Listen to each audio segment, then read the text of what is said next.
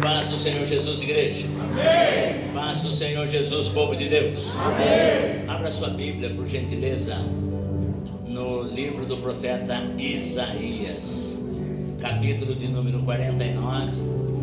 Eu vou citar apenas um versículo. Vamos ver. Capítulo de número 49 de Isaías.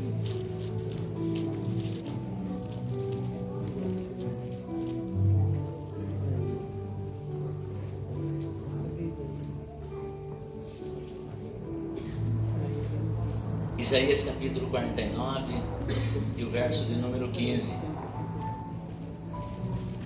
Glória a Deus, sentindo a falta de alguns irmãos, mas o Pai, o Filho e o Espírito Santo está aqui conosco. Quantos creem? Amém? Isaías, profeta messiânico, capítulo de número 49 e o verso de número 15. Quantos acharam? Digo amém. Amém. Eu sei que aí está no telão, né? Eu esqueço disso. Quando eu vou lembrar disso? Tá, mas é assim, ó. Capítulo 49, versículo 15. Pode uma mulher esquecer-se tanto do filho que cria, que se não compadeça dele, do filho do seu ventre? Mas, ainda que esta se esquecesse, eu todavia me não esquecerei de ti.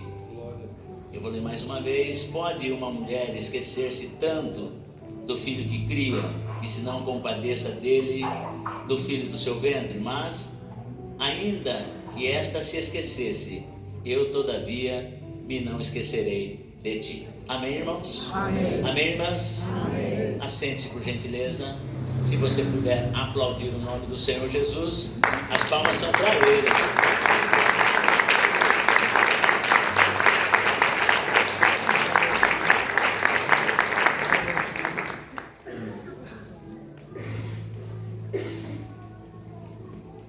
Nós estamos aqui nessa noite, graças a Deus, e despertamos assim muito bem. Logo de manhã estivemos aqui na escola bíblica dominical, um número um tanto que reduzido, mas a glória de Deus se manifestou.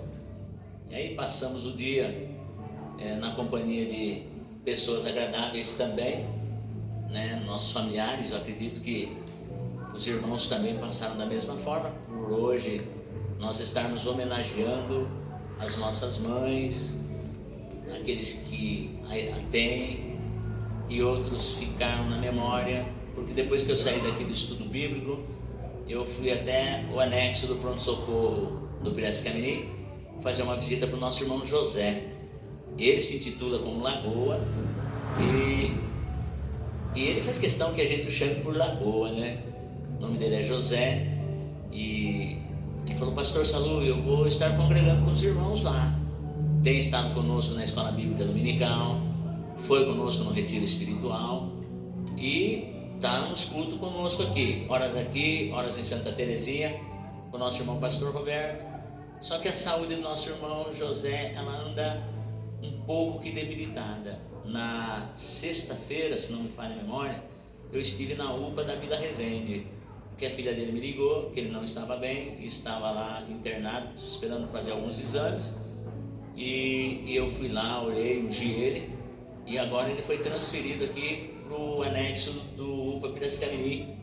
E hoje, depois da escola dominical, eu estive lá fazendo uma oração por ele, deixei ele bem e voltei para casa, e ali passamos horas agradáveis na companhia de Dona Marli, das filhas, do filho, dos netos, bisnetos, e foi uma bênção.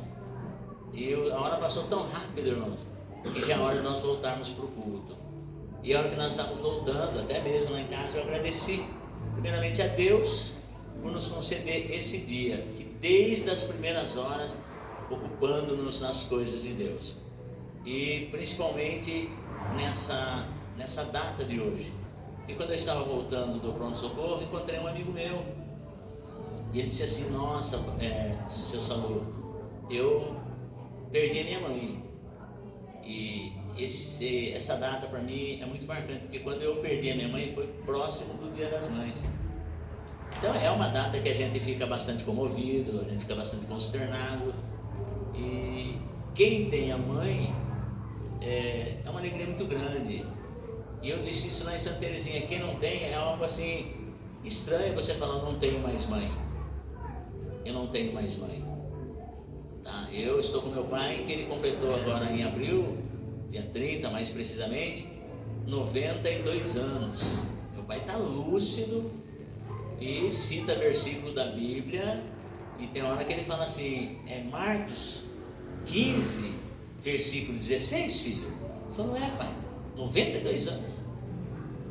E minha mãezinha, quando nós sepultamos ela estava com 86 anos, né, Odete? 86, né? A mãezinha foi sepultada com 86 anos. E já éramos crentes na pessoa bendita do Senhor Jesus, e com todo respeito a todo credo religioso. E minha mãe, nós ganhamos ela para Jesus.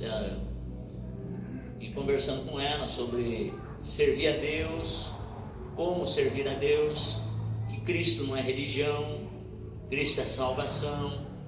E aí quando chega uma hora, 1h30 mais ou menos da manhã, e minha mãe olha para mim e ela fala assim, eu quero o Senhor Jesus. E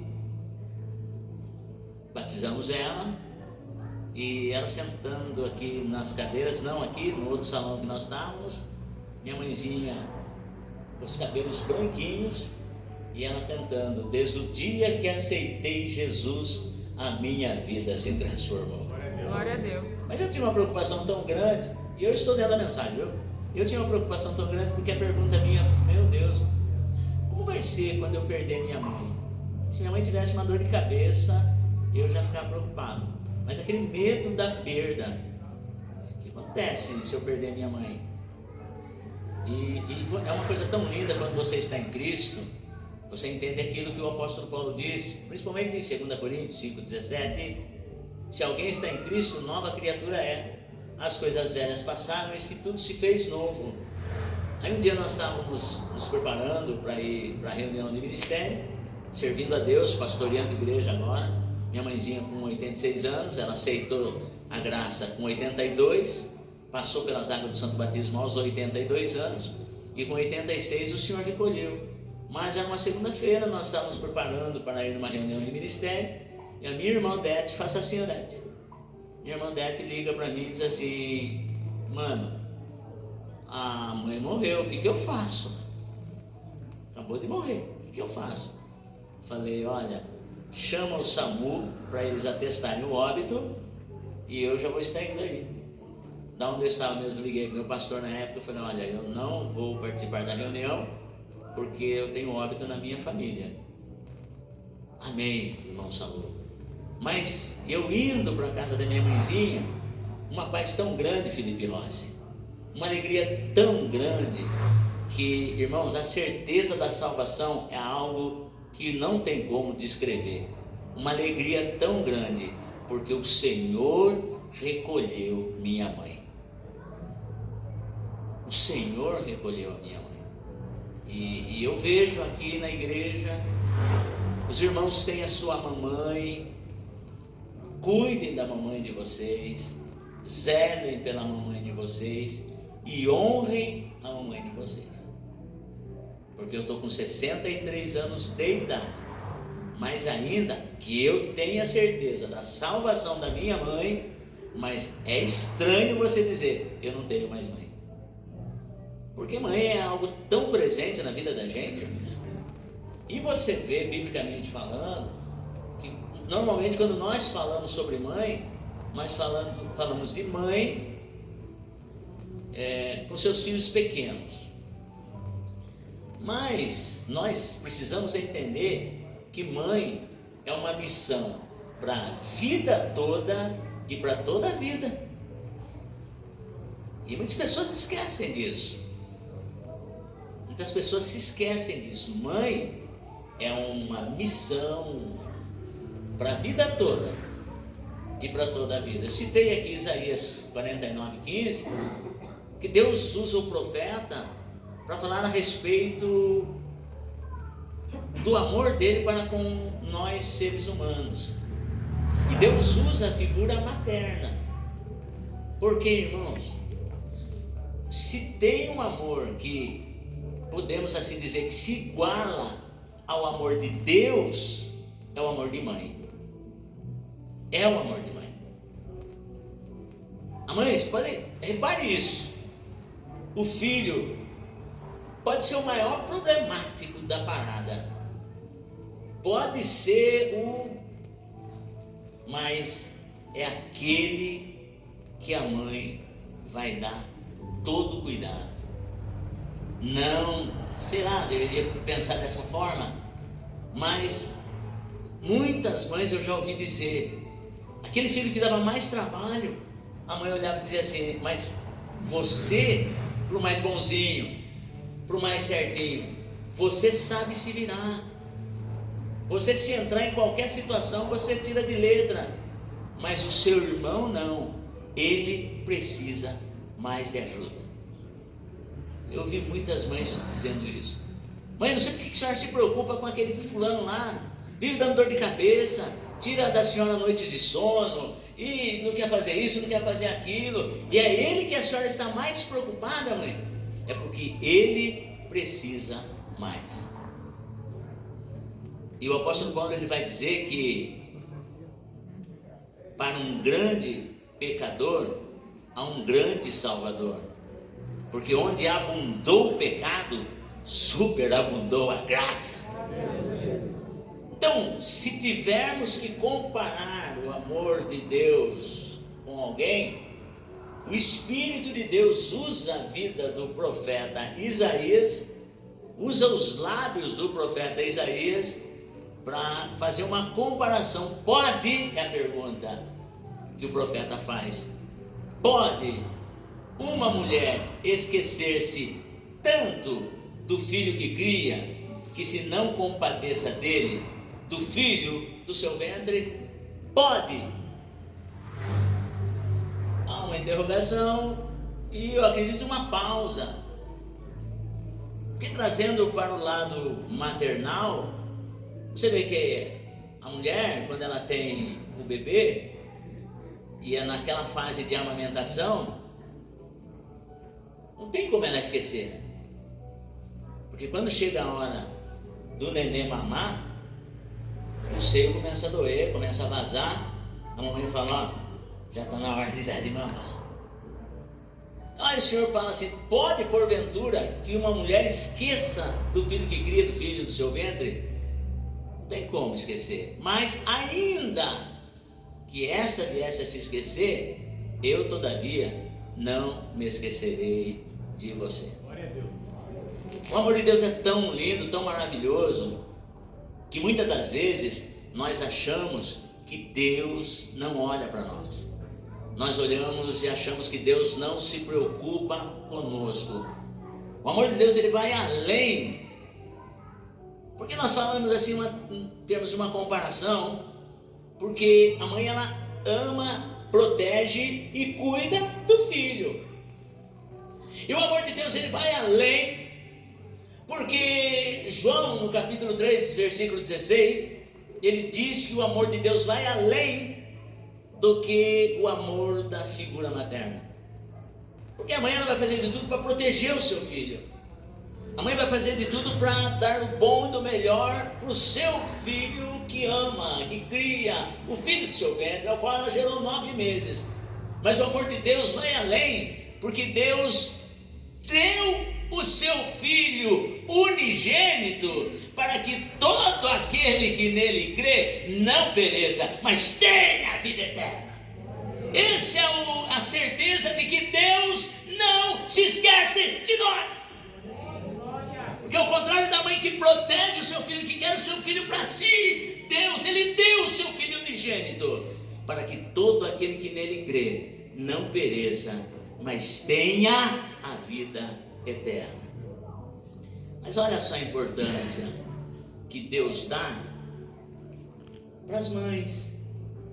E quando eu olho aqui no texto, eu fiz fiquei meditando durante esse dia uma forma de homenagear as mães. E eu intitulei essa mensagem como: Mãe, uma missão para a vida toda e uma missão para toda a vida. Porque não se restringe apenas na gestação. Obviamente, maternidade começa realmente na concepção. Mas escute, gravidez é coloca assim, a primeira fase da vida maternal. E é interessante porque eu quero percorrer aqui a Bíblia para que os irmãos possam entender que se maternidade é uma missão para a vida toda e para toda a vida, e começa, digamos assim, na concepção, na gestação, cada gravidez é uma história. Eu acredito assim, para as mães que se encontram aqui, elas podem descrever, se a mãe tem 2, 3, 1 filho, ela pode descrever nitidamente como foi a sua gestação. Para cada filho, olha, eu tive o Pedro, o João e o Marcos, mas cada uma dessas gravidez foram diferentes. E aqui, você observa bem, biblicamente falando, quando você pega a história de Esaú e Jacó, quando eles estavam sendo gerados no ventre materno, a Bíblia vai dizer que Isaac e Rebeca casaram quando Isaac estava com 40 anos de idade. E a sua esposa, ela não podia gerar filhos, porque ela era estéril. Isso está no capítulo 25 do livro de Gênesis.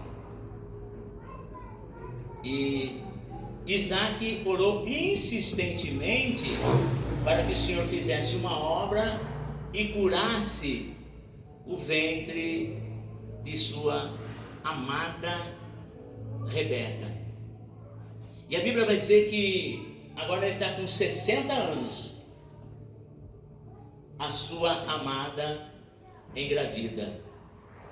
Eu digo assim que se ser mãe é uma missão para a vida toda e para toda a vida, no momento em que o bebê estava sendo gerado no ventre de Rebeca, ela começou a passar mal.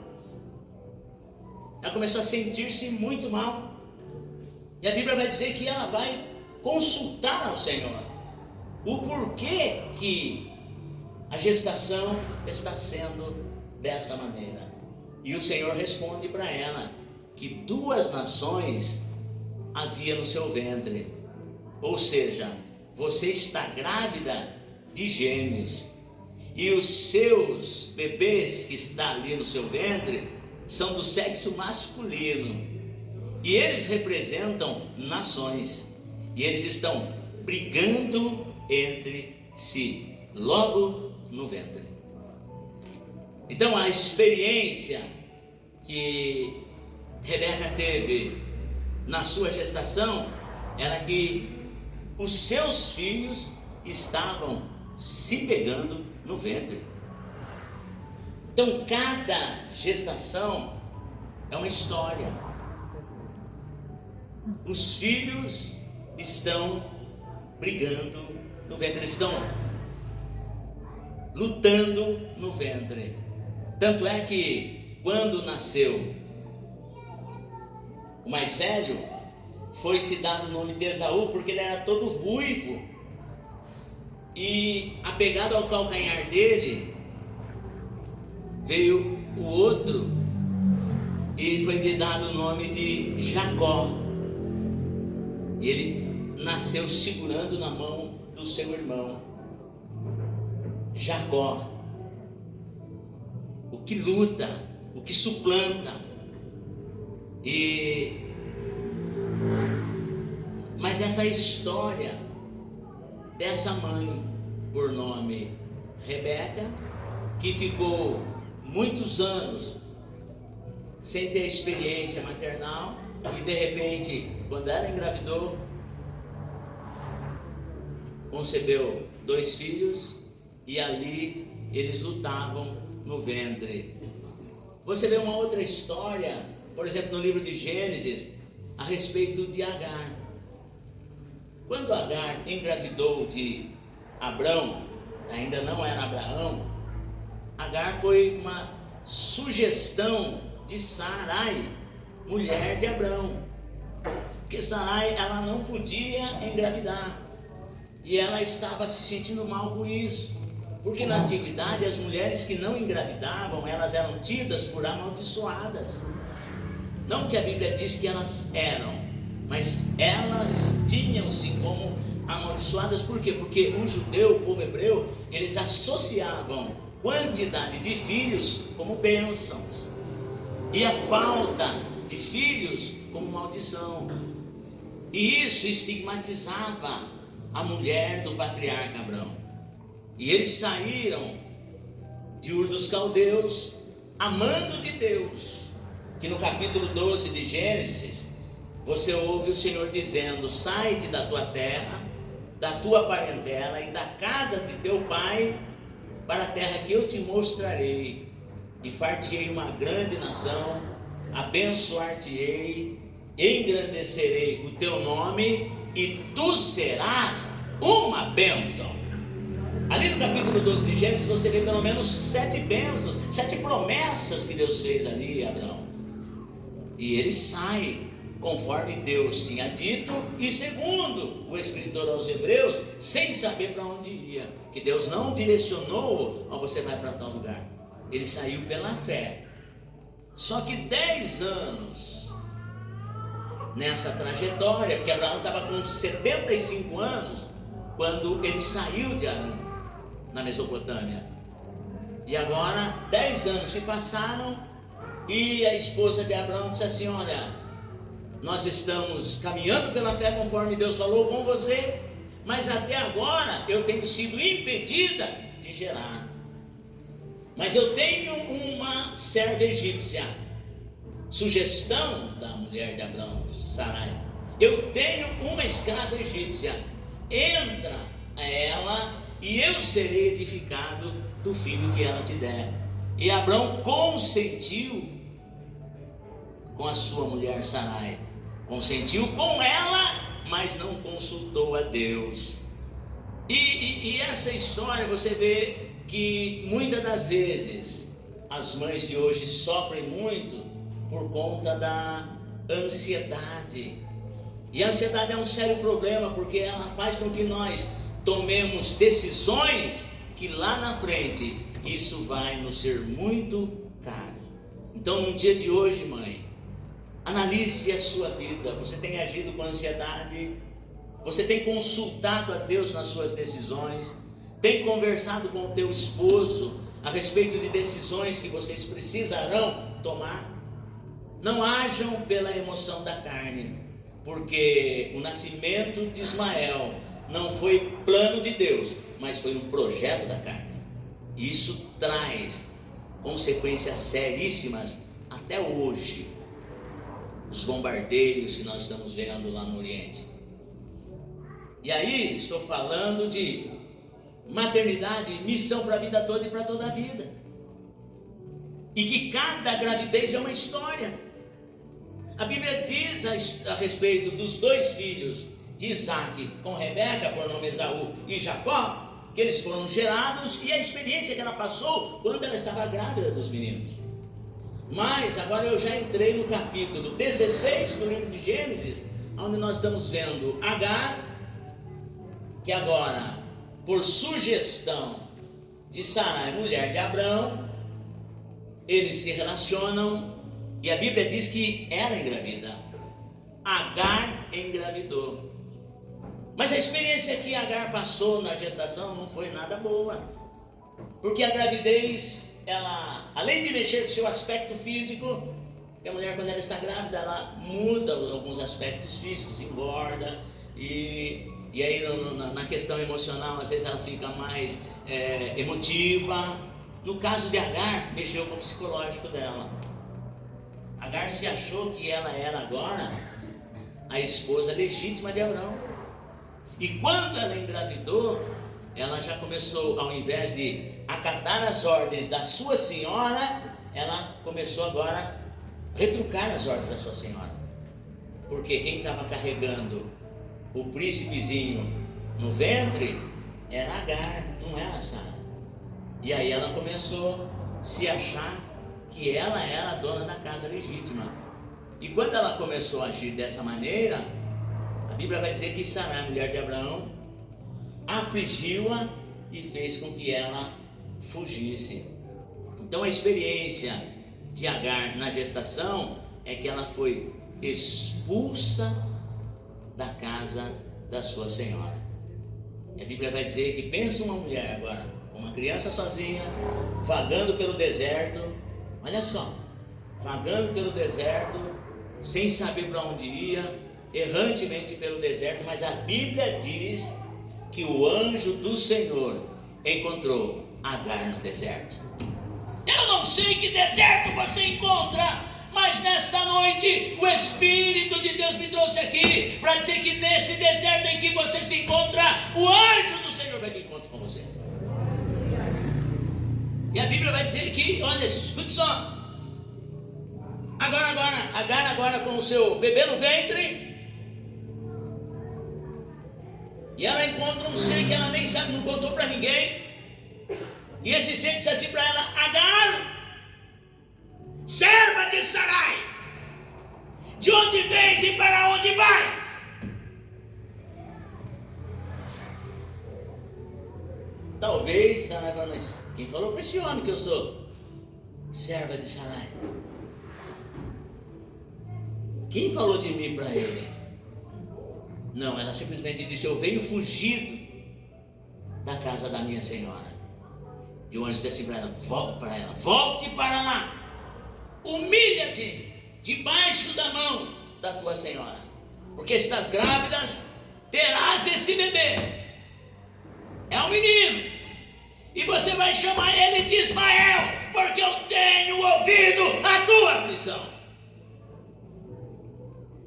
O caminho mais difícil para a bênção, irmão, é a volta.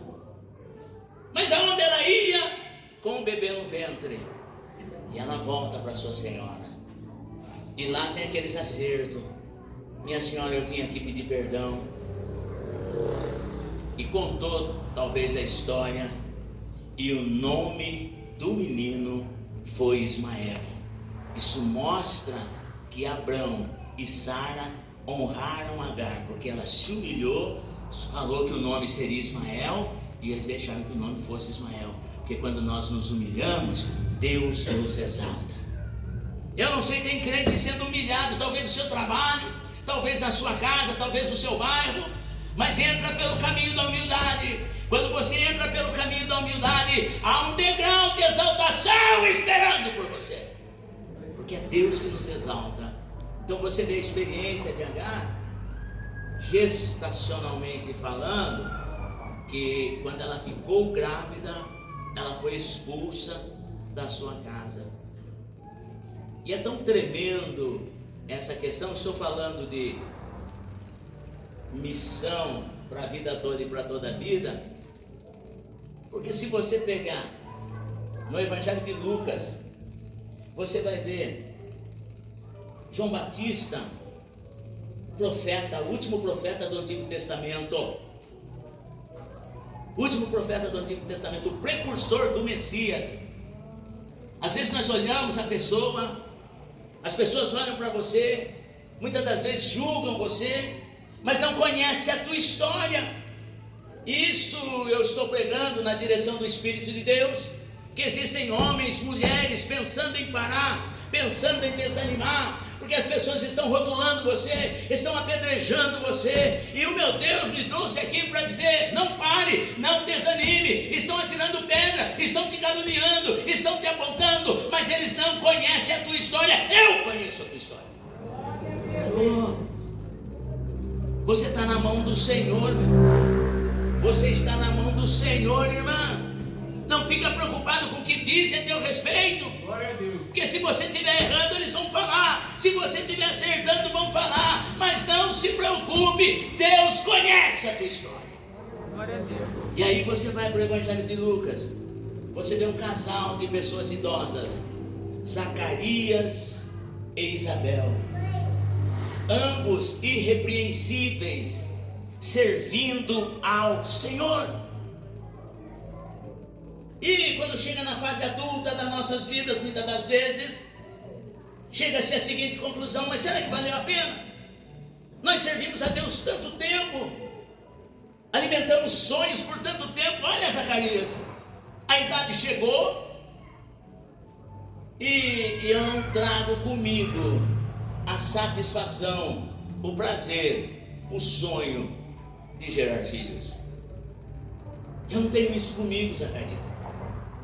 Eu vejo tantas mulheres aí se sentindo realizadas, eu vejo tantas mulheres aí felizes, porque nessa fase da idade, Zacarias, meu velho, eu penso assim, que eles conversavam como eu e Dona Marli conversamos, que agora os filhos casaram, ficou dois velhos dentro de casa e proseando. E antes dos filhos casarem, eu dizia assim para Dona Marli, eu não quero viver no meu casamento assim, depois que os filhos se casarem, como dois estranhos, como em muitos lugares a gente vê. Depois que os filhos vão embora, o casal já de idoso fica dois estranhos dentro de casa, não conversa. O marido às vezes fica no quarto, a mulher fica lá na sala na sua máquina de costura, ou às vezes no bordado, no tricô, e eles não conversam dentro de casa. Eu falei, eu não quero assim. Depois que os filhos se forem, e aí que nós vamos viver. E graças a Deus, irmão, nós estamos procurando fazer isso. E Zacarias e Isabel, eu acredito que eles conversavam assim. Olha, velho, nós servimos a Deus tanto tempo. Quantos profetas têm se levantado dizendo que você ia ser pai, eu ia ser mãe, mas a idade chegou e nada aconteceu. Será que valeu a pena? E um dia, caindo por sorte da turma do sacerdócio de Zacarias, oferecer o sacrifício no templo. E vai Zacarias para oferecer sacrifício no templo. E eu venho aqui dizer para os irmãos que idade não é limite para Deus operar milagre. Não é, irmãos. E quando Zacarias vai no templo, tem toda uma exegese nessa apresentação do sacrifício, o povo ficando do lado de fora e Zacarias lá ministrando no altar. E a Bíblia vai dizer que o anjo aparece para Zacarias e disse assim: Zacarias, não temas, a tua oração foi ouvida diante de Deus, e Isabel, tua mulher, ela vai ter um filho. Oi? Idosos, Isabel vai ter um filho.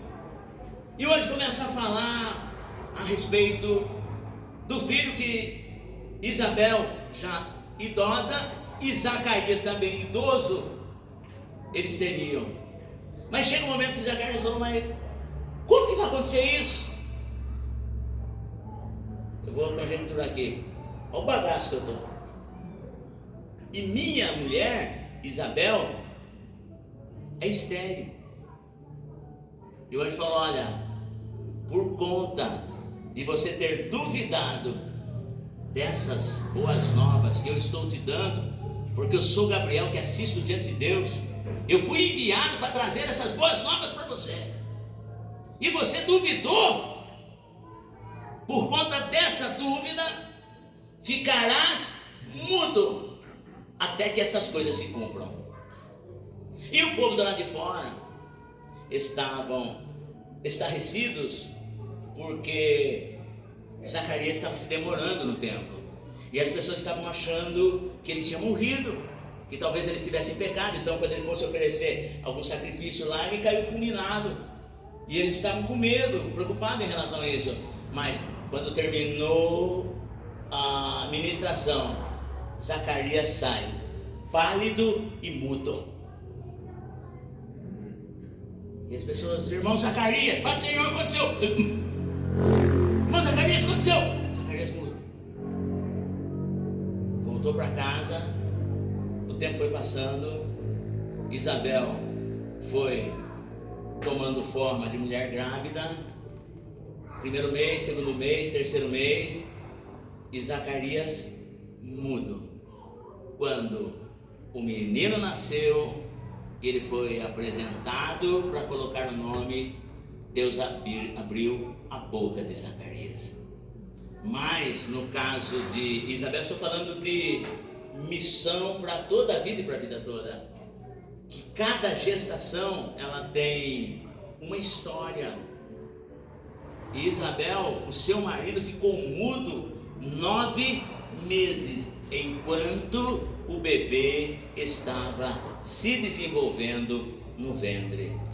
Mas pastor, que Deus é esse? Porque se Zacarias tivesse falando aos cotovelos, corria o risco de ele falar mais besteira.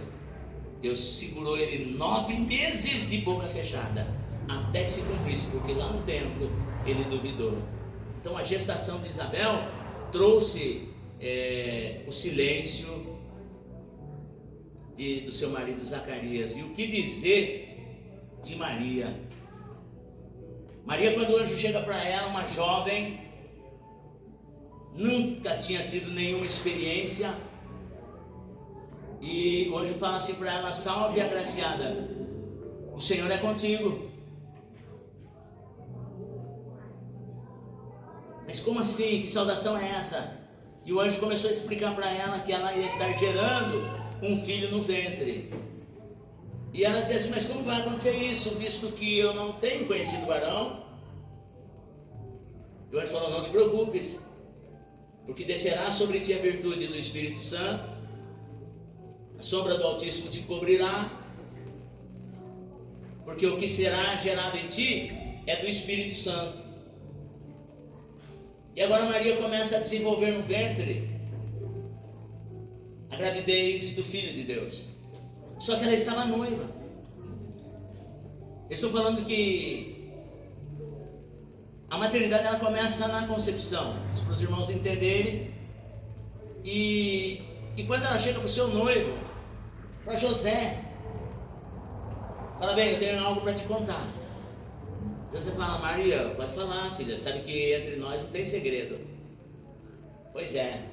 Você crê que eu sou uma mulher de Deus? José falou: claro que eu creio. Pois bem, aconteceu assim, assim, assim. Estou falando, irmãos, porque nós temos que trazer para as nossas vidas, para as nossas casas, seja uma casa simples, seja uma casa sofisticada, seja uma dona de casa, seja uma empresária, seja branca, negra,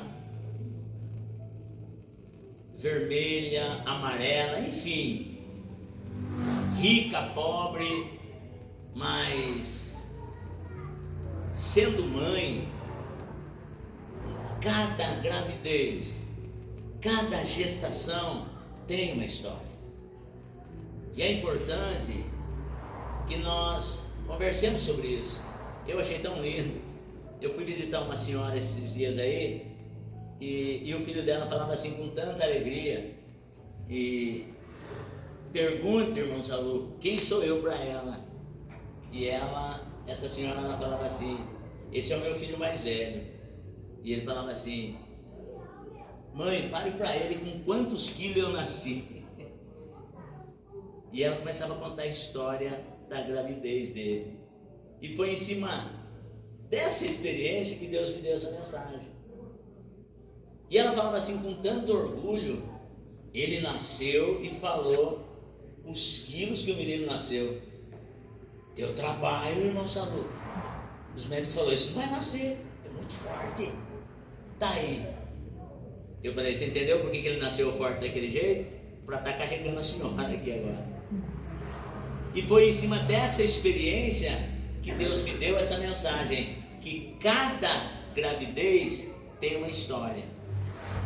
E aí Maria pergunta para José: você me vê como uma mulher de Deus? Claro que eu te vejo. Pois bem, o anjo apareceu e falou para mim assim, assim, assim. Interessante que Maria tinha experiência com Deus, José não tinha experiência com Deus. Você sabia que o que leva as pessoas a fazerem muitas coisas erradas, abandonar casamento, levar a vida cristã aleatoriamente, descomprometidamente, descompromissadamente, isso tudo é falta de experiência com Deus. Nós precisamos ter experiências com Deus. Nós não podemos basear as nossas doutrinas nas nossas experiências. Não, a nossa fé, a nossa crença, ela tem que estar baseada na palavra de Deus. Mas experiência com Deus nos traz mais próximos de Deus e faz com que nós possamos pregar com mais eloquência. Maria tinha experiência com Deus, José ainda não. E baseado na experiência que Maria tinha com Deus, talvez ela orava mais que José, talvez ela buscava mais a Bíblia do que José. Isaías capítulo 55, versículo 6, ele vai falar isso: buscar ao Senhor enquanto se pode achar, invocar enquanto está perto. Ou seja, quanto mais você busca, mais você acha. Deus é uma fonte inesgotável, irmão. E infelizmente existem muitas pessoas que no quesito experiência com Deus só fica no rasinho, só fica no raso, não tem experiência. Outro dia eu estava ouvindo o cara falar assim, eu falei: irmão, você precisa se fortalecer para Deus falar com você, para você entender a voz de Deus. Eu falei: irmão Salu, Deus falar com o ser humano? Eu nunca ouvi Deus falar comigo. Então existem muitas pessoas que são superficiais nas suas experiências com Deus. Mas eu venho aqui declarar para você, se a partir de hoje você ansiar, desejar por uma experiência mais profunda com Deus, a sua vida cristã não vai ser a mesma. Esse negócio de culto frio, irmão, a igreja está fria, irmão, a igreja está gelada. Não, irmão, isso aí é a sua experiência com Deus, porque quando você tem experiência profunda, não tem culto frio. Você pode chegar no ambiente frio, mas a unção de Deus que está sobre a sua vida aquece todo o ambiente. Glória a Deus. Assim, irmão, tem culto frio, tem culto frio. Mas José, ele tinha isso. Maria estava tendo experiência com o Senhor, e José não. E ela vai perguntar para ele: você me vê como uma mulher de Deus? Claro. Pois bem, o anjo do Senhor apareceu aqui, veio aqui em casa e disse para mim que eu vou estar grávida, que eu vou ficar grávida, mas que eu não me preocupe, que o que é nascido da carne é carne, mas o que é nascido do Espírito é Espírito. Eu vou estar gerando no meu ventre o Filho de Deus, através do Espírito Santo. José até ouviu o que Maria falou, mas a Bíblia vai dizer que por ele ser um homem justo, ele intentou secretamente abandonar Maria. Falou: quer saber de uma coisa? Ela pode até ser mulher de Deus, mas ela tem um perdido em mim, e eu não vou expor ela publicamente para que ela não seja apedrejada. Quando descobrirem que eu fui embora, eles talvez venham atrás de mim, me chamem de cafajeste, me chamem de uma pessoa que abusou de uma jovem inocente, mas eu prefiro, pelo amor que eu tenho por ela, eu prefiro sair como ruim na história. Mas ela sabe, na verdade, o que ela fez para mim, e Deus sabe o que ela fez comigo. Ele projetou isso quando ele estava prestes, lembre bem, Maria está grávida, e cada gestação é uma história. E agora, quando ele projetando isso, ele passou a ter experiência, porque eu acredito que ele foi orar. Eu acredito que ele foi orar. Talvez, irmão, eu não sei quanto tempo faz que você não ora verdadeiramente. Eu não estou falando daquela oração mecânica, não. É a obrigação que todo crente ora, não. Tem um momento que a gente passa no funil para que nós possamos nos achegar mais perto de Deus. Deus, nós estamos no mês de maio, é o segundo domingo de maio, que se comemora o Dia das Mães. Eu não quero viver a minha vida cristã assim. Eu não quero viver a minha casa desse jeito. Eu preciso de uma mudança, eu preciso de uma transformação. E o anjo apareceu em sonho para José, falou: José, isso que você está fazendo está errado, você não acreditou em Maria. Realmente o que está sendo gerado nela é do Espírito Santo. O Senhor está fazendo uma grande obra na vida de Maria, porque o Salvador do mundo está vindo aí e escolheu essa serva do Senhor para cumprir a sua palavra. José acorda no outro dia e fala: Maria, Eu vim aqui pedir perdão para você. Lembra? O caminho da bênção, o caminho das pedras ainda é o perdão. Eu vim aqui pedir perdão para você por ter duvidado da sua honestidade, porque o mesmo anjo que te apareceu para mim em sonhos, dizendo que isso que está acontecendo é obra de Deus na sua vida.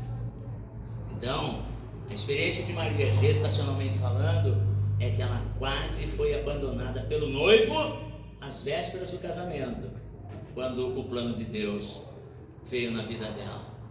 Então, essa é a primeira fase, gestação, porque missão de mãe é uma missão para a vida toda, é uma missão para toda a vida. E a próxima fase é a amamentação, porque você percebe assim, se você fosse perguntar, está aqui o Zion hoje, né? Então, se o Zion pudesse falar, vou usar a vida dele como exemplo, se o Zion pudesse falar e perguntasse, Zion, como que é a sua mãe? Ele diria assim, a minha mãe é mamá, Tetê. O filho da Dalita Raquel, o Fernandinho, ele via qualquer pessoa, ele falava mamá peito. Ele não via a pessoa. A mãe dele falava assim, aí, por que ele está fazendo? Mamá peito, vó.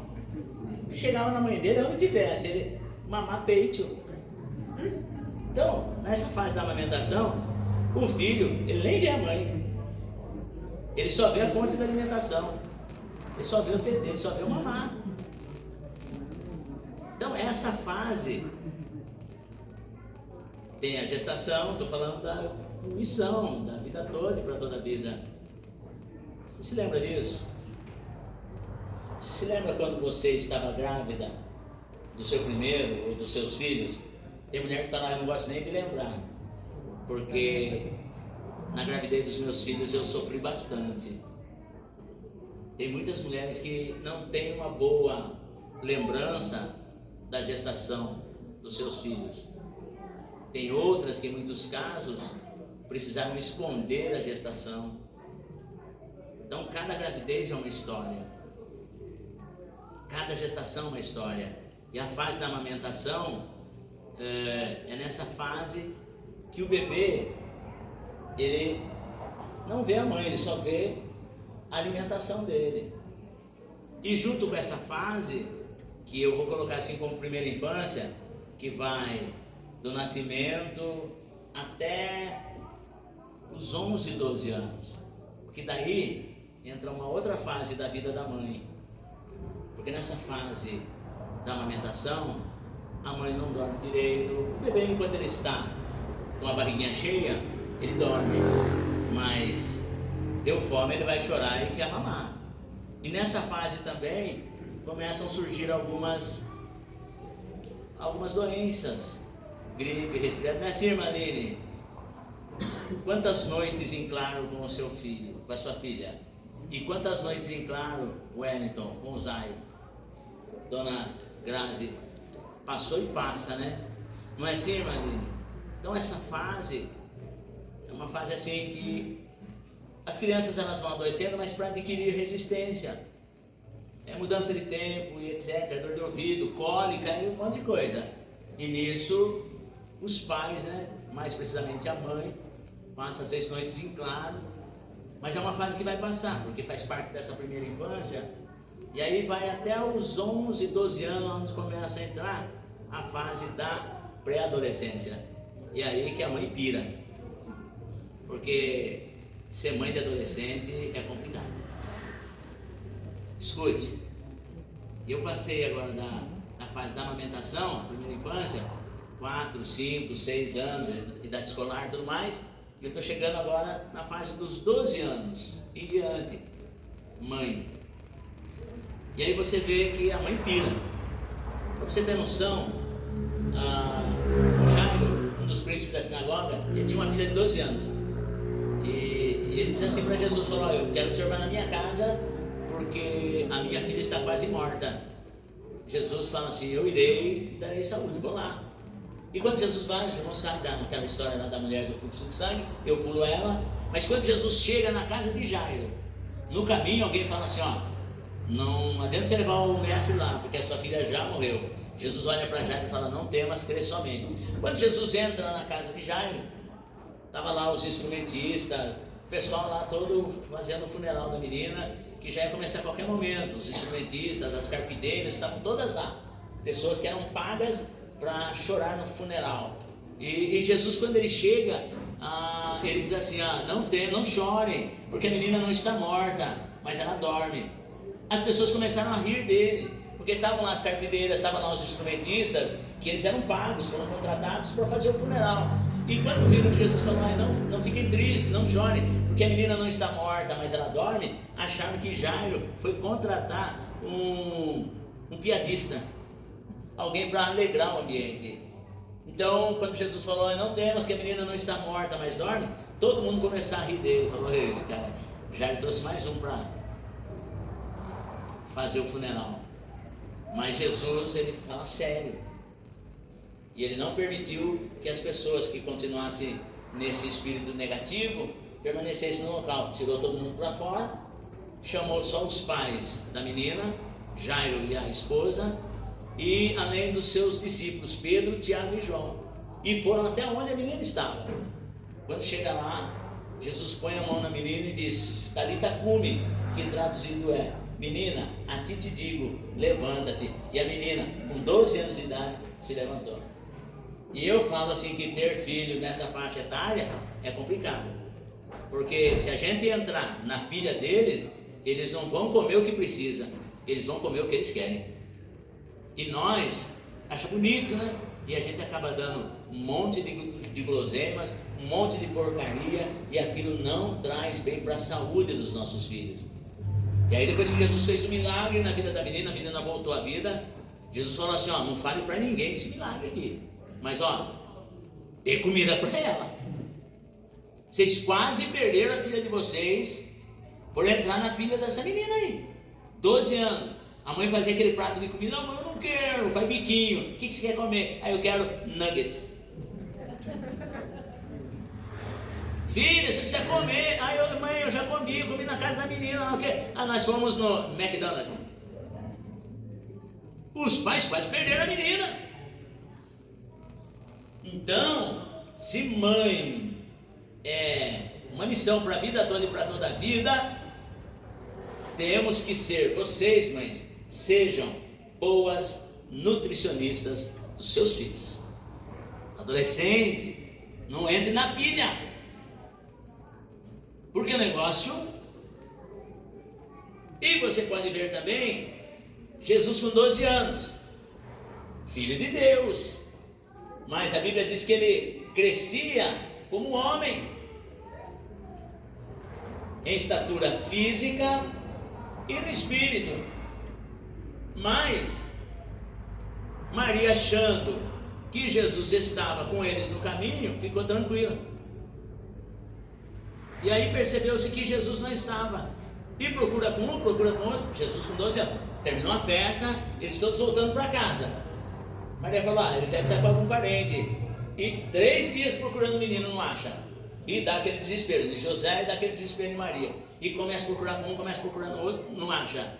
Aí eles estão voltando, e quando chegam no templo, Jesus estava lá no templo, disputando as escrituras com os escribas, sacerdotes e os doutores da lei. E detalhe, eles estavam admirados da sabedoria do menino Jesus. A mãe, de cabelo em pé, chega e fala, menino, que susto que você deu em mim e no seu pai. Que susto que você deu no seu pai e na sua mãe.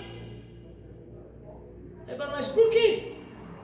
Nós procuramos você pelo caminho 3 dias, procurando, menino, e você dá esse susto em nós. Ele, mas por que vocês me procuraram?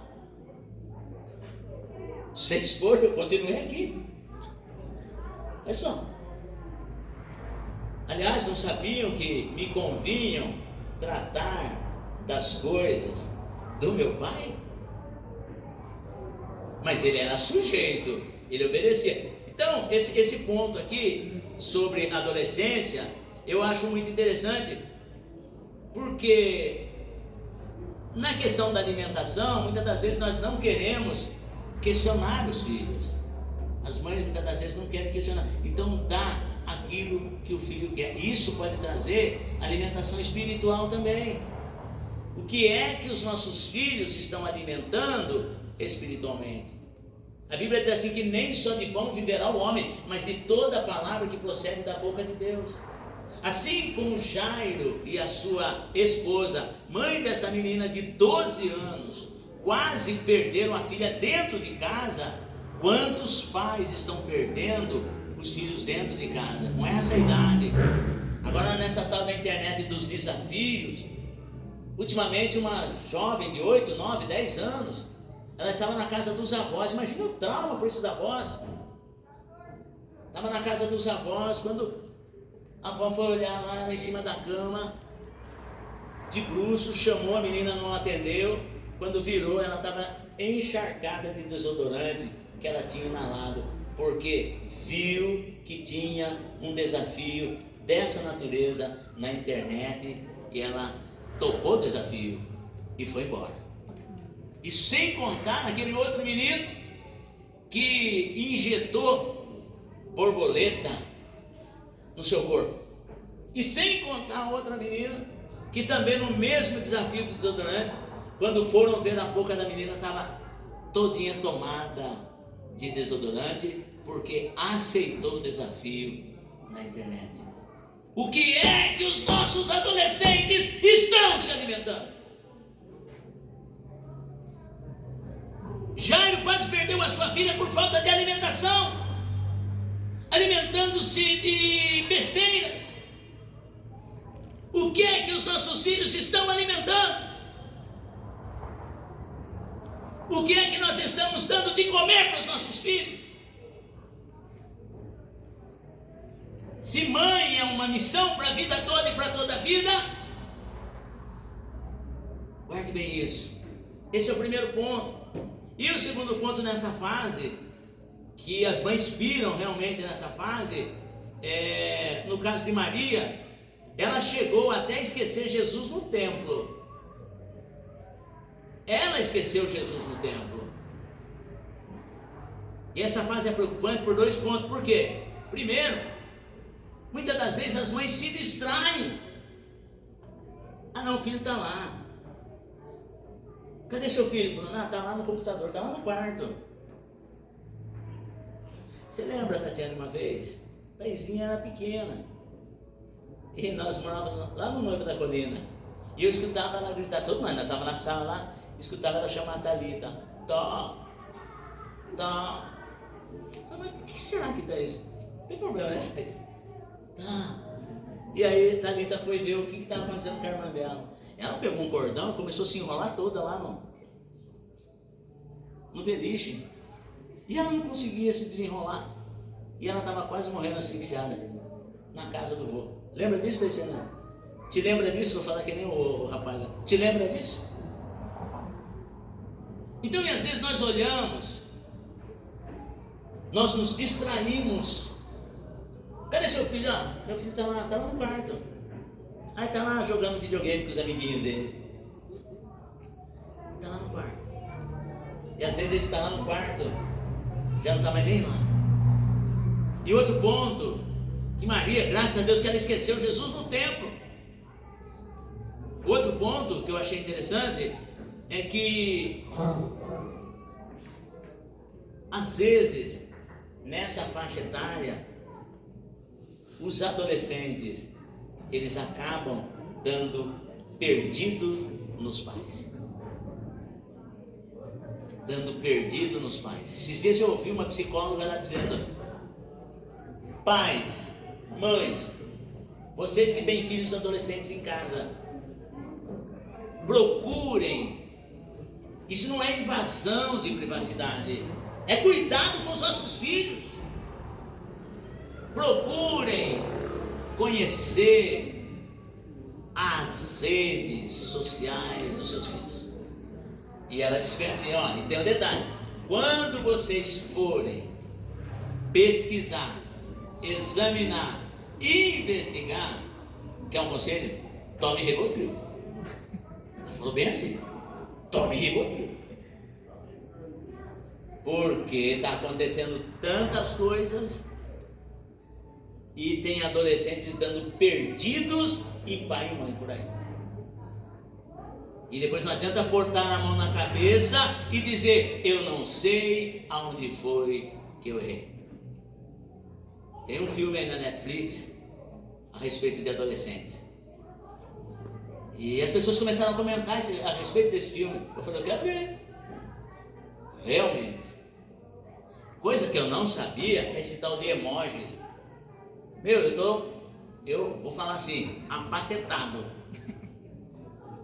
Como essa galera, eles dão perdido na gente. Cada emoji, eu não sei se estou falando certo, mas ele tem um significado. Eu fico boiando. Mas a galera aí, ó, dá pernada em nós. Dá pernada na nossa sombra. E com isso, muitos adolescentes estão morrendo. Muitos adolescentes estão arrumando compromisso com pessoas que não conhecem. Quando saem de casa, não volta mais. E quando volta, volta no caixão. Quando muitos estão saindo de casa, estão sendo levados para o tráfico humano. Presta atenção.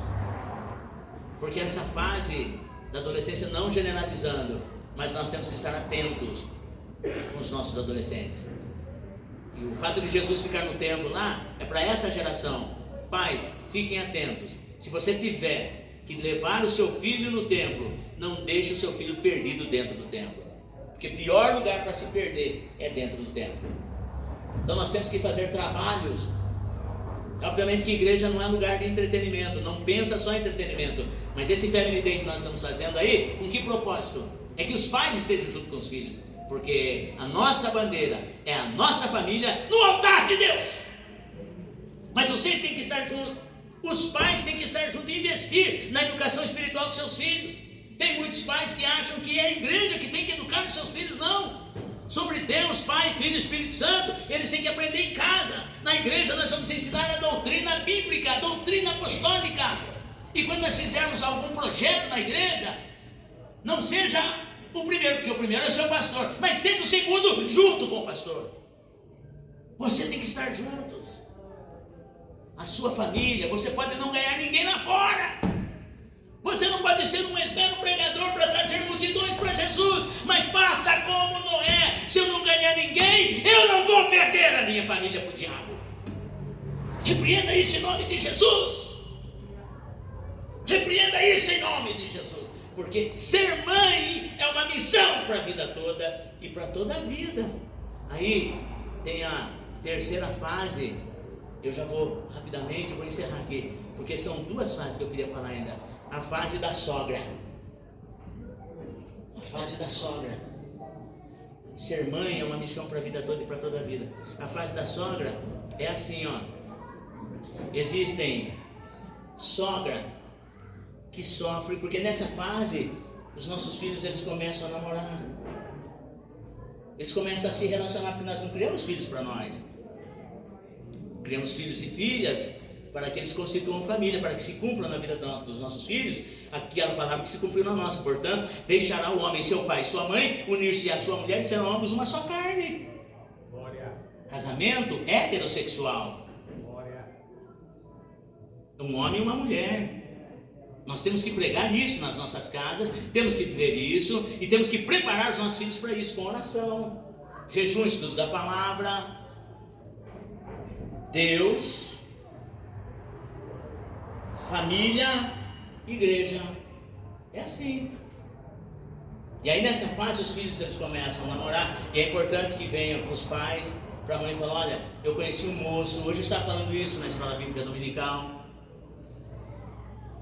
Os pretendentes dos nossos filhos, eles precisam ter a bênção de Deus. Eles precisam ser prósperos. Estou falando de riqueza, mas eles têm que ser prósperos. E como a prosperidade vem? Obediência à palavra, tendo uma vida equilibrada, sendo fiel a Deus nos dízimos, nas ofertas, porque senão vai levar problema para casa, e depois vai ficar escorado na casa de pai e mãe. Então é hora de vivermos a nossa experiência. Só que nessa fase, aí a mãe é a sogra. Então a Bíblia descreve a sogra que sofre. É o caso de Rebeca, lembra? Os 2 filhos gêmeos que ela teve. O vermelhinho lá, o Esaú, ele casou com as filhas de Et. E Rebeca chega para o seu marido Isaac, agora cego, e ela fala assim: tomara que Jacó, indo para a casa dos meus familiares lá, ele não arrume esposa como Esaú arrumou as filhas de Et. Porque essas noras, essas mulheres que Esaú arrumou, elas me dão desgosto. Quando eu olho para o meu filho Esaú e vejo o casamento que ele fez, olha o que essa mãe falou: eu tenho vontade de morrer. Olha. Então, ministério, aliás, maternidade, ser mãe é uma missão para a vida toda e para toda a vida. Presta atenção. Então, porque existem sogra que sofre, que foi o caso de Rebeca. Existe sogra que vira mãe. É o caso de Noemi. Noemi era a sogra de Ruth. Quando Noemi ficou viúva do seu esposo Elimeleque, é isso? Elimeleque.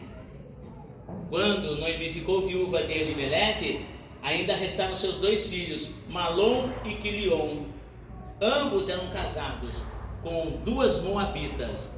Judeus casados com moabitas. Não deveriam fazer isso.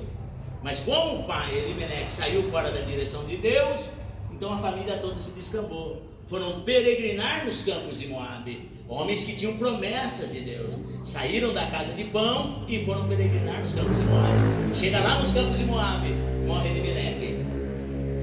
Malom e Quilion se casam com 2 moabitas. Uma se chama Orfa, outra se chama Ruth. Passado-se um período de tempo também, um dos filhos de Ruth morre. E passa-se mais um período de tempo, morre outro filho de Noemi. E ela ficou agora sem o seu marido e desfilhada dos seus 2 filhos, somente com as 2 noras moabitas. Noemi agora significa agradável. Ela olha para suas 2 noras e fala assim: olha, eu já sou velha, eu não tenho mais filhos. Ainda que eu pudesse engravidar e ter filhos, vocês iam esperar que os meus filhos crescessem para que vocês se tornassem esposa dos meus filhos? Não, minhas filhas, eu não quero fazer isso com vocês. Eu não quero prendê-las a mim. O que vocês devem fazer? Volte para a casa dos seus pais, para os seus deuses, que eu vou voltar para a terra de onde eu nunca devia ter saído. Orfa, uma das noras, chorou, se despediu de Noemi, falou: tá bom, minha sogra, Deus abençoe você, eu vou viver a minha vida porque eu sou nova ainda. E foi. Noemi viu que Ruth ainda continuava pegada a ela. Noemi fala para Ruth: Ruth, faça como a Orfa, vai procurar sua vida, você é jovem, você pode contrair novas núpcias. Ruth olha e fala: não. O seu Deus é o meu Deus, o seu povo é o meu povo. Aonde você for, eu vou. Aonde você morrer, eu vou morrer e vou ser sepultada junto com você. Assim faça Deus de outro tanto, se não seja outra coisa, a não ser a morte que me separa de você. Então, Noemi, de sogra, ela passou a ser mãe de Ruth. Porque quando você olhar o texto, você vê que Noemi orientou Ruth ponto a ponto, passo a passo, arrumou até para ela um bom casamento e cuidou de Noemi, e foram uma bênção. Então existe sogra que sofre, existe sogra que se torna mãe, existe a sogra anfitriã, como é o caso da sogra de Pedro, que chegando doente, Jesus curou ela e ela passou a servir na casa. Então a fase da sogra é a terceira fase, e a quarta e última fase é a fase da avó. Mas tudo isso é a mãe, é a fase da avó. Nessa fase, é uma fase muito linda, onde vem os netos, onde nós nos alegramos, mas os pesos dos anos, eles vão chegando, e junto com as alegrias dos netos, virão também a tristeza das perdas. Perda muitas das vezes da saúde, perda muitas das vezes do cônjuge, e agora a mãe na sua idade, na quarta fase, ela já não cuida, mas ela mais precisa de cuidar. E é nessa fase que vocês, filhos, que vocês, netos, precisam estar atentos. Nós fizemos um trabalho aqui, o Movimente-se, para a terceira idade, e isso no sentido para chamar a atenção dos irmãos, para que nós possamos cuidar das nossas vovós, que também são mães para a glória de Deus. Amém? Então essa é a mensagem, e parabéns pelo Dia das Mães. Agora eu gostaria que as irmãs colocassem em pé, todos colocassem em pé. Eu precisava entregar essa mensagem. Quero que Deus abençoe vocês copiosa